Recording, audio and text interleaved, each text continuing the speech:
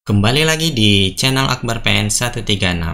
Di jurnal yang keempat ini, saya akan menggunakan serializing dan deserializing data di Rust Actix Web Framework. Sebelum kita mulai, bagi teman-teman yang sudah subscribe di channel Akbar PN 136, saya mengucapkan terima kasih banyak karena telah mendukung channel ini.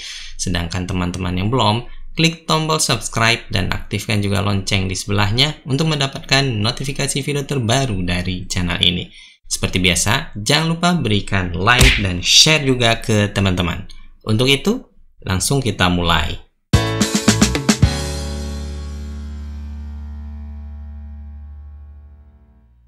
Baik, di jurnal yang keempat ini, saya akan melakukan serializing dan deserializing data dari string, biasanya itu dalam bentuk JSON, ke data type yang dikenal oleh Rust. Dan kalau hubungannya dengan JSON biasanya lebih dekat ke arah data type struct. Oke. Jadi ada dua crate yang dibutuhkan untuk melakukan serializing dan deserializing. Jadi kalau kita coba buka ke website crates.io, kita perlu namanya serde seperti ini. Serde singkatan dari serialization, deserialization. Agak susah juga sih nyebutinnya. Yang ini kita perlukan. Kemudian yang kedua yang kita butuhkan serde underscore JSON. Jadi kita batasin kedua hal ini saja. Teman-teman mungkin kalau ada keperluan untuk serializing dan deserializing ke misalkan XML ke data type yang dikenal oleh Rust, atau sebaliknya, atau mungkin dalam format YAML, itu nanti beda lagi. Jadi teman-teman bisa merujuk ke dokumentasinya masing-masing, cek dulu dari crates.io nya. Oke, kembali lagi ke serde underscore JSON, saya enter. Di sini kita perlu mengklik saat video ini direkam, versinya seperti yang terlihat di sini. Kemudian dia update-nya 5 hari yang lalu, sedangkan serde-nya sendiri ini update-nya sekitar 13 hari yang lalu. Oke, jadi kita perlu copy ini dan kita kembali ke IDE dan membuka file cargo.toml. Yang ini saya pastekan, kemudian dia akan updating crates.io untuk indeksnya. Kembali ke browser, saya buka lagi ke serde underscore JSON. Ini saya copy, kembali lagi ke IDE nya saya di sini, kemudian saya paste kan saja. Baik, dependensi sudah dikompilasi, jadi kita bisa menggunakan serde. Begitu juga dengan serde underscore JSON. Baik, saya akan melakukan uji coba di file routers di sini, guys. Oke. Ini nanti kita akan uji coba untuk konversi ke data type yang dikenal oleh Rust, yaitu struct. Jadi langsung saja kita definisikan data type yang baru, yaitu struct. Namanya user, yang terdiri dari nama, data type-nya adalah string, kemudian email. Ini juga kita bikin saja dia string seperti ini. Setelah itu kita bisa lakukan uji coba print ke console untuk struct user ini. Jadi kita bikin root baru, root yang baru, Mungkin ini ada baiknya saya enter seperti itu. Pathnya masih versi 1, namun saya tambahkan di sini user dengan rootnya web, metodenya itu sendiri get masih, dan kita transfer dengan fungsi itu ke handler yang kita definisikan.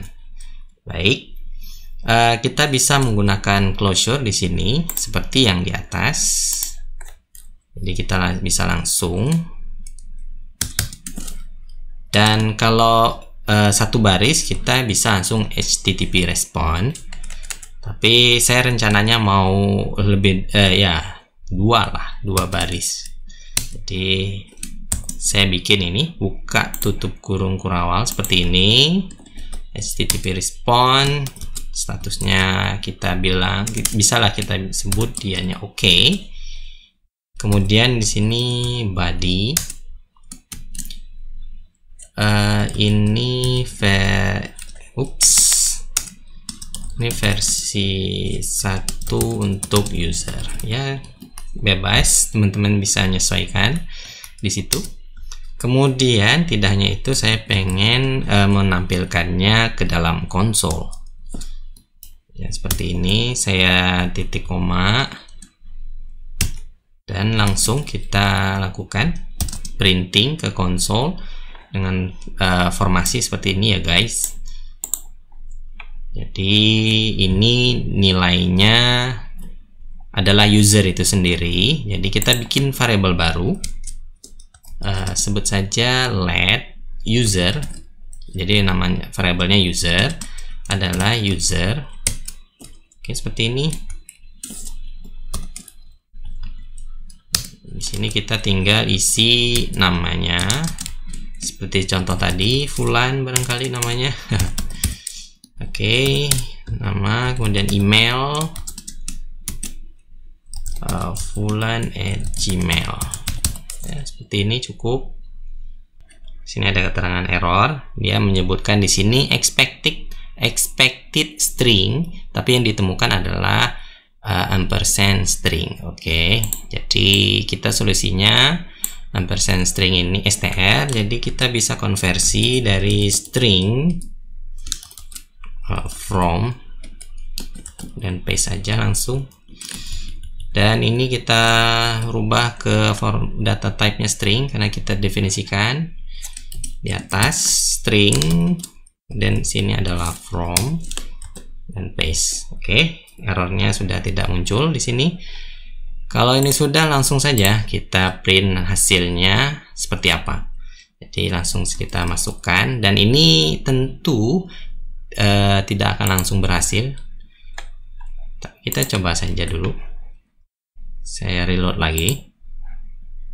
Baik, di sini keterangannya user ini kita tidak bisa memformatnya data type struct user ke dalam makro print line. Jadi kita harus menggunakan sintaks khusus untuk print line ini, seperti titik 2 tanda tanya, kemudian baru bisa kita print. Tapi nanti ada clue lagi yang harus kita lakukan. Kita coba saja. Oke, ada error lagi di baris yang sama, tapi ini lebih berbeda. Cannot be formatted using ini titik 2 tanda tanya. Jadi solusinya ya kita tambahkan dekorator untuk data type struct user di sini. Jadi hashtag seperti itu, gunakan derive, dan kata kuncinya debug, karena kita lagi mau debug di sini di konsolnya kita. Jadi kita coba jalankan sekali lagi. Baik, ini sedang kompilasi project Donatello dan berhasil menjalankan servernya kita. Kita akses ke web browser, ke localhost. Saat ini saya ganti menjadi port 3000 dan enter. Halaman ini dikosongkan, masih berfungsi. Middleware masih menunjukkan informasinya. kemudian pindah ke versi 1 garis miring user, enter. Ini versi 1 untuk user. Oke. Seharusnya dia akan menunjukkan print out-nya ke konsol. Nah, seperti ini ya guys. User. Jadi kalau kita tidak menambahkan titik 2 tanda tanya disertai dengan dekorator derive debug, ini tidak akan muncul. Oke. Itu baru memunculkan ke konsol data type struct user kita. Sekarang kita masuk ke CRD untuk melakukan serializing dan deserializing data type string atau JSON dalam hal ini ke data type yang dikenal oleh Rust. Use, saya akan menggunakan CRD di sini, package yang sudah kita pasang atau crate yang sudah kita pasang barusan. Yang perlu kita lakukan saat ini merubah struct user yang sudah diberi nilai nama dan emailnya ke string. Jadi kita akan memanggil serialize seperti ini, dan CRD crate ini digunakan di dalam dekorator. Oke, jadi kita masukkan ke sini. Setelah debug, kita masukkan serialize. Setelah itu, kita akan menggunakan package CRD yang kedua, yaitu CRD_JSON untuk melakukan konversi yang sebenarnya, yaitu sebut saja variabel yang baru, let user underscore to string. Kita konversi ke string JSON dengan CRD_JSON to string seperti ini ya guys. Di sini perlu reference ke type yang kita akan masukkan untuk konversi, yaitu user U-nya kecil dan reference. Oke, ini. Setelah itu kita cek lagi to string function ini, returnnya itu dalam bentuk result, artinya kita bisa menggunakan tanda tanya, unwrap atau expect kayak gitu ya, kayak gini, expect atau unwrap. Saya menggunakan unwrap saja. Oke, cukup seperti ini, maka dia akan melakukan konversi dari struct user ke string. Jadi bisa saya langsung saja print di sini, print line makro di situ. Kita harus mengikuti formasi ini ya guys, karena kita data type-nya apa namanya, dalam string. Sebelumnya di sini dalam struct, sekarang kita masukkan user to string. Oke, ini sebenarnya tidak perlu karena sudah dikonversi ke string.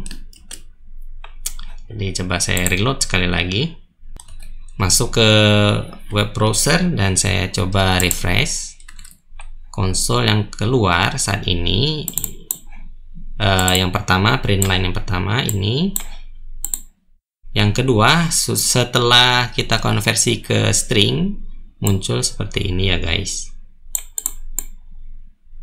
Oke, berarti berhasil melakukan konversi dari data type struct ke string. Dalam hal ini formasinya JSON. Jadi kita menggunakan CRD_JSON. Sekarang kita konversi balik dari string ini ke data type struct kembali. Jadi kita bolak-balik saja menggunakan CRD.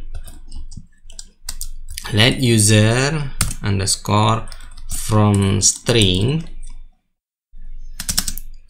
CRD_JSON from underscore str. Nah, di sini kita perlu lihat parameternya itu type-nya ya seperti ini, ampersand. Kemudian ini ada lifetime-nya juga. Type-nya str. Jadi kita tinggal masukkan ini. Sini saya paste aja. Dan return-nya kembali lagi result di sini. Jadi masukkan saja unwrap koma. Oke, ini ada yang kelewat, jadi harus masukkan ampersand di sini. Sudah, cek dulu tidak ada yang keliru sepertinya, dan kita langsung print user from string. Ya, user from string di sini, dan returnnya itu adalah data type yang dikenal oleh Rust. Jadi balik lagi ke sini, print line-nya saya tambahkan titik 2 tanda tanya untuk formasi print ke terminal atau konsol kita di sini. Coba saya save dulu, kemudian saya coba rerun cargo seperti run. Di sini keterangannya ada error di baris ke-20 yang ini. Jadi type annotation needed. Jadi dia perlu kita perlu menegaskan ke Rust kalau ini sudah dikonversi dari JSON string ke data type yang dikenal oleh Rust. Tapi data type yang dikenal Rust itu apa? Maka kita harus tambahkan atau kita kasih tahu ini tuh data type-nya adalah user struct, karena di sini tadi ya guys. Setelah itu kita coba jalankan ini. Sekarang muncul keterangan error baru. Di sini katanya kita sudah ikutin prosedur menambahkan type annotation, jadi tidak ada error untuk itu. Ini hanya keterangan is not satisfied, katanya deserialize. Artinya kita perlu menambahkan bukan construct, tapi menambahkan dekorator. Jadi di sini udah ada debug, ada serialize, artinya kita perlu deserialize. Serialize, deserialize. Deserialize seperti ini untuk struct user. Saya save dan jalankan lagi servernya, kompilasi, dan belum menunjukkan adanya error dan berhasil menjalankan server. Baik, kita coba dulu kembali ke web browser, ke halaman yang sama, kemudian saya refresh. Hasilnya masih keluar, ini versi 1 untuk user, maka keluar printoutnya seperti ini di konsolnya saya.